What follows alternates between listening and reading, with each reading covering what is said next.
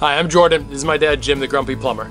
Today we're answering the question, my garbage disposal stopped working. What do I do? So Dad, what should someone do when their garbage disposal stops working? Well, either you plugged it or didn't plug it, you jammed something in there, like a bottle cap, a bone, or something that got jammed in there, okay? Now, InSinkErator, as a brand name, is pretty much what you buy everywhere, okay, which is very good. On the bottom of InSinkErator is a little Allen opening that you put an Allen wrench that usually that comes with the garbage disposal, and you unplug it and you put the Allen tool up in there and you keep trying to free if there's anything in there. Okay, and if it jams it too hard, it's going to pop the little breaker that's on the bottom of them, so you can push that and see if that brings it back on again. And that's the little red button. There's a little red button on the bottom of it, and so if you free that up, you got it going like that. But once you free it up, let it run a little bit. Another thing is that you could have an air switch, which is very common. Sometimes the air switch tube comes unhooked, or you get something in it. And you can pull it off and blow it out and try that to make sure, or you might have a bad air switch. You know, maybe the garbage disposal just plain died, but usually when they die, you have leaky water coming out of the bottom of them and stuff, so you need a new one. And one thing about InSinkErators are, once you have one, you can replace it very easy with another one. Pretty much all their sizes fit. You know, you can go from a small one, if you have, you know, to a larger one. And these are horsepowers? These are horsepowers. Okay. And a good size is at least a 3/4 horse one. Or InSinkErator also makes what they call a commercial, they call it the contractor's grade. If you can buy it, it's in the old days it was called a 333 SS, means all stainless steel. Great garbage disposal.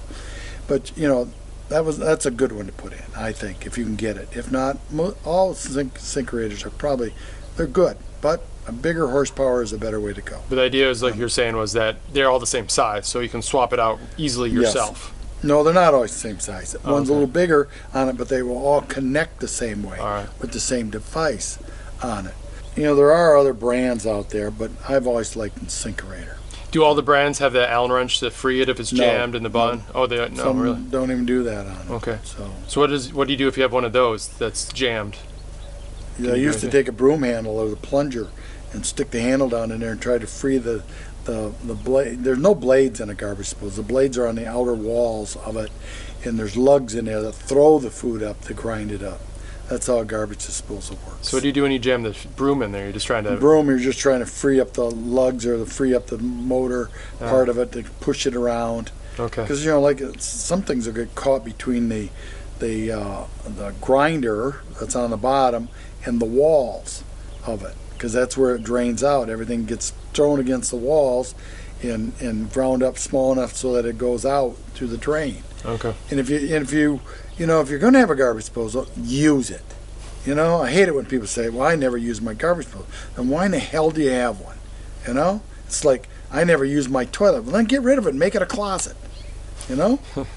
Okay, so to summarize, if your garbage disposal is jammed, if you have an InSinkErator, use an Allen wrench that should come with. It's a pretty large Allen wrench. Crawl underneath the sink, try to free it, rotate the Allen wrench. Yes, try to free it up. And sometimes it can be very hard to free up. And then maybe hit the red button, which pops the breaker, to see if that's cause of the issue. All right. You have, what's that called, the aerator switch? No, an air switch. An air switch, see if that came disconnected.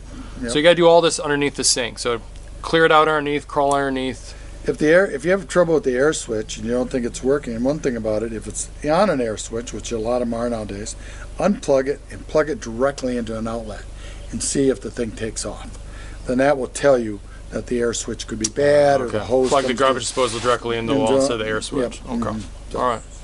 Nice. And if you don't have an InSinkErator, try the broom handle to unstick it a little bit. Yeah, broom handle. It was pretty tough to fix. It's kind of hard to fix. I mean, a lot of them don't, you know, InSinkErators always have that feature.